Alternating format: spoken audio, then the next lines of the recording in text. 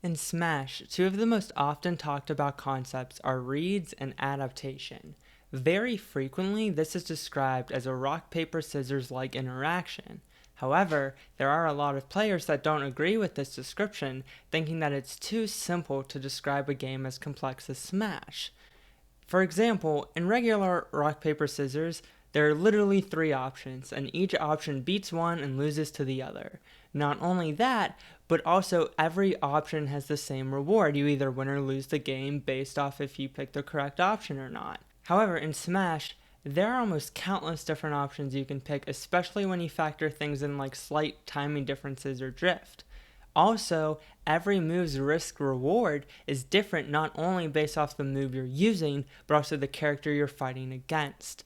However, a lot of players ignore these factors when thinking about their reads. They usually only think about it in terms of were they right or wrong. This prevents people from developing a deeper understanding of what reads they should and shouldn't pick in different situations. So then how do reads actually work? In this video, I'm going to go in depth in a couple situations including edge guarding, neutral, and some inkling matchup specifics to try to develop a better understanding for what reads in mind games actually are. To start, let's analyze one of the most lopsided situations in Smash, edge guarding. When someone is recovering, they are going to be as close to the blast zone as possible. This makes killing them much easier. Also, they need to move towards the stage, which limits their options considerably. In this way, recoveries are less complex and more predictable than other aspects of play. When someone goes out for an edge guard, their punishment for messing up is almost always smaller than their opponents. If they get hit, usually they are back on stage with only a bit more percent. If they whiff completely, they might get ledge trapped by their opponent. While neither of these situations are desirable, they are more favorable than getting gimped. The requirement of RPS-like situations to have equal value for both players does not apply here. The next requirement to have a limited set of options to choose from might seem more true with edgeguarding situations. However, this only applies if you edgeguard correctly. The basic idea of edgeguarding is to take away your opponent's options one by one until they only have one left. Then you hard punish the one option. Against Yoshi, this is pretty easy to see. His double jump has knockback based armor, so it's hard to edgeguard him while he still has it. However, once you take it away, all he has are eggs and directional air dodging. This seems to be more RPS based. However, before you take away his double jump, it is much more complicated. If you try to read the double jump, he can easily just wait and then attack from under you. Even if you react to it, you might not beat the armor and get hit for trying. This isn't to mention how Yoshi can use his drift to weave in and out of situations with ease. Beating Yoshi's double jump is not RPS at all. You have to find the opponent's specific habit first. For example, in a lot of these clips I'm reading the jump slightly above ledge with an aerial and knocking him back off stage. However, I've also fought Yoshis who recover high to the top platform of triplats, for example, to get out of the situation altogether. Even after taking his double jump, he can still mix up his air dodge timing, and if he's not too far from the stage, he can go for reverse edge guards with fair. Once a character has very limited options, calling the interaction RPS-like is fair, but there's still more complexity than that. If someone manages to get past you in this type of situation, it's usually better to focus on the specific option they picked rather than think of the entire situation as RPS. It could be argued that edgeguarding was never seen as rock, paper, scissors. Some characters have bad recoveries and other characters have really good edgeguarding, like Pikachu or, well, Inkling. On the flip side, Inkling's recovery is so good that most characters can't punish it at all if I go low enough. Edgeguarding might be too matchup specific to extrapolate larger ideas from. A better situation to examine RPS might be from ledge trapping. It can easily be argued that ledge trapping is a form of rock, paper, scissors. There are a fairly limited set of options, and if you choose correctly, you can get a hard punish or a kill. However, this does not account for everything. For one, viewing ledge as purely RPS does not account for timing mix-ups. It also presupposes that the best way to cover ledge is to hard cover one or two get-up options. However, this is not the only way or even the best way to ledge trap. In the video Inside the Mind of MK Leo, ledge trapping, it is argued that optimal ledge coverage involves defending the burst range between you and your opponent. This is done by focusing on covering roll, then if your opponent jumps or does a neutral getup, giving them space and letting them run into you. It's pointed out that Leia will sometimes throw out options to cover jump and neutral getup. These options tend to be safe, giving them time to react to a roll, as well as covering multiple options. I highly recommend watching this video to learn more about ledge trapping. When executed properly, ledge trapping this way can make opponents feel as if they have no options. Similarly with edge guarding, this points to the idea that there are better strategies to use beyond rock, paper, scissors. While in the end, most interactions are going to involve some forms of prediction, it takes a lot to get into those situations. When examined through the lens of risk-reward, it is clear that this version of ledge trapping is not RPS-like either. Even if you are punished, you will usually just reset to neutral. Sometimes you are put off stage from a throw, but that's typically the worst it'll get. Sometimes you can catch your opponent using their double jump off ledge. This then puts them in an edge guard situation, which can lead to a stock. If you have a strong aerial like Peach Fair or Lucina Bear, you can net stocks pretty easily. The video also goes on to suggest that if you want to use smash attacks to cover multiple options, you should do it when you're at low percent and the opponent is at death percent. Playing this situation correctly can lead to a lot of damage and potentially kills, all while keeping you safe. Even though these two examples might be obvious to some, I think it's worth pointing out as I see a lot of players simply go for hard reads in these situations. However, I don't think I've really done enough yet to show RPS isn't a helpful lens for Smash overall. So far, I've only analyzed situations that are pretty clearly defined as advantage or disadvantage. What about neutral?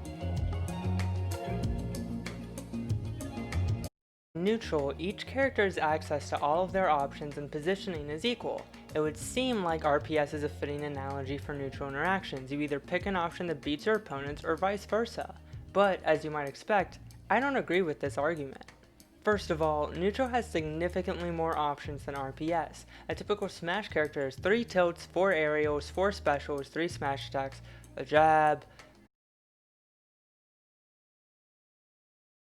This doesn't even cover defensive options, which includes options to avoid interactions altogether.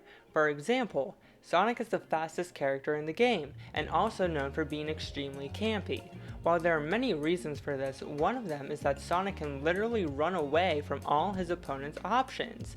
Then there are options that simply beat out multiple other options. For example, a fully charged charge shot is going to just beat out most attacks. In this way, neutral is not simply picking the right option to beat your opponents. Instead, it is an incredibly complex aspect of Smash that varies between every matchup and every player. Next, not all options in neutral have equal value. For example, if Inkling gets a grab, she gets significantly more damage than if she gets a dash attack. She gets more damage off of grabs depending on positioning too, such as if she's under a platform. Certain moves kill much earlier than others, so those options are more favorable at early kill percents. Every character has different moves that do different damage that lead into different follow-ups that work at different times based on the matchup percent and stage. This aspect of Smash is very complex, whereas in actual RPS this isn't even something you think about. You either win or lose based off the rules of the game. Now, some of you might point out that having options that limit your opponent's options and moves that get higher rewards than others limits neutral to be more RPS-like. For example, if you know Inkling wants to grab you, neutral becomes a much simpler game of playing to avoid grab. While there is a degree of truth to this, I think the bigger picture is misleading. For one, it implies that when you find a strategy that beats your opponent's main game plan, that there is another simple strategy waiting for them to pick.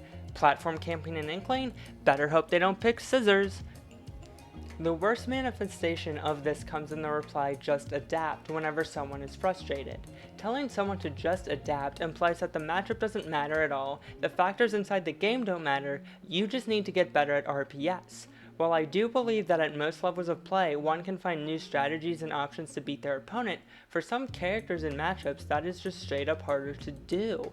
While predictions will always be present in Smash, knowing when to go in and when to play passive are important aspects of improving too.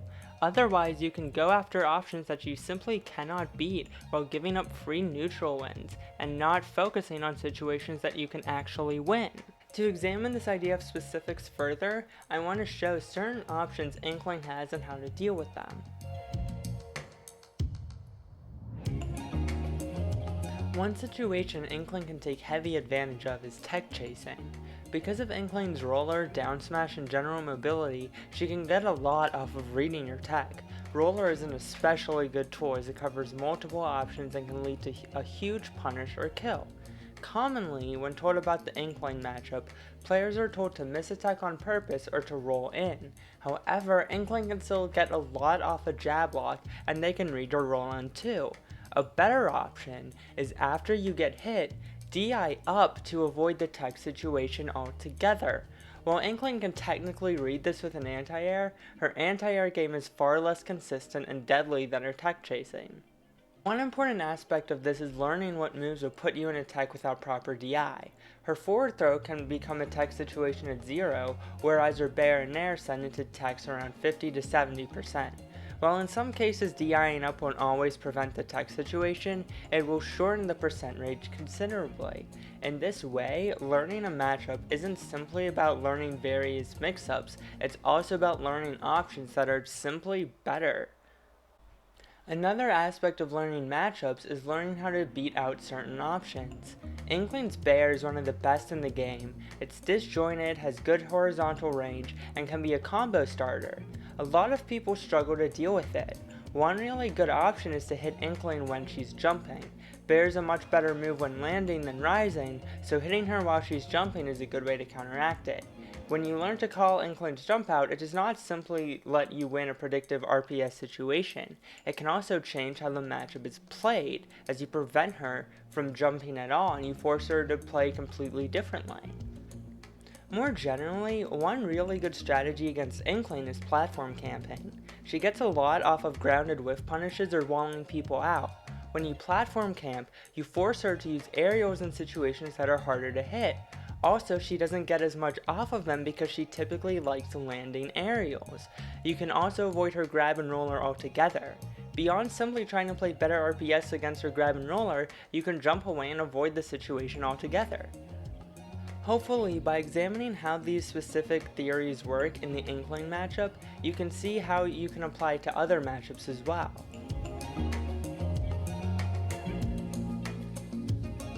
While I think RPS is an incomplete way to describe Smash, reads, prediction, and adaptation are all still very important parts of play.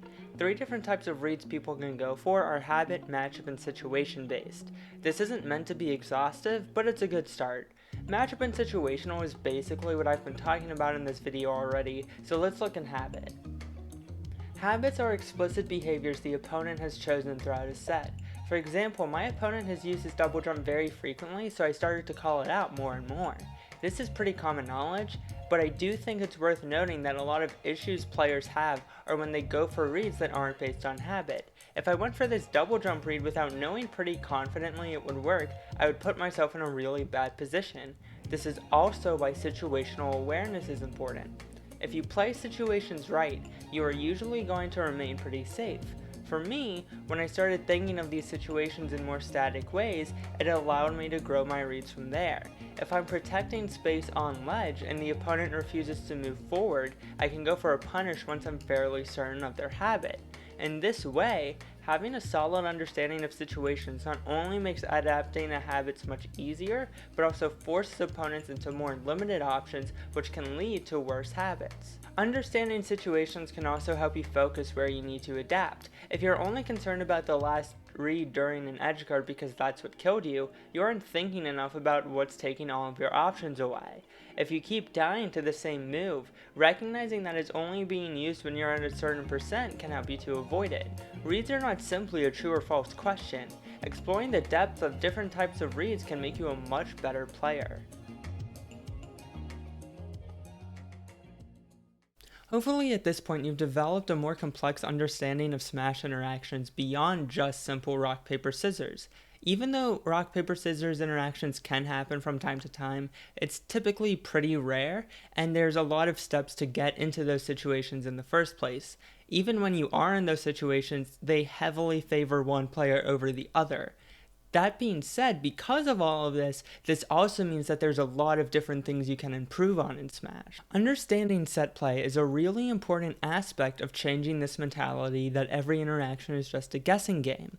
From the idea of set play, you can understand what purposeful practice means more. For example, if you think you're letting people off ledge too easily, you can talk to people who are better than you at ledge trapping to get different ideas, or you could just try to rethink what you're doing completely.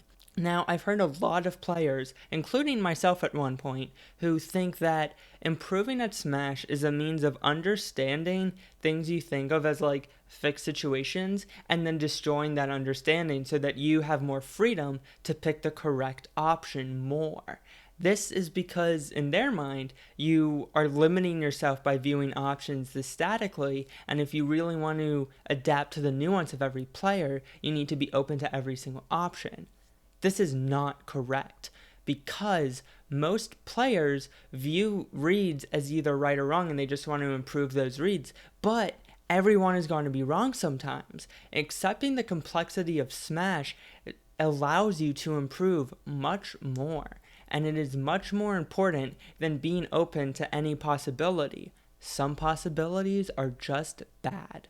Lastly, I should say that this video is not meant to be totally extensive. For example, I didn't go over higher level reads such as conditioning, and these things are really important. That being said, to implement these things properly, you need a very solid base understanding of the game to begin with. At the very least, I hope this video challenges people's preconceived notions about how Smash works and makes them reflect on whether or not those notions actually deserve to be there or not. At best, well, I hope I was mostly correct, and I hope that I changed people's perspectives on this game for the better. Thank you for watching.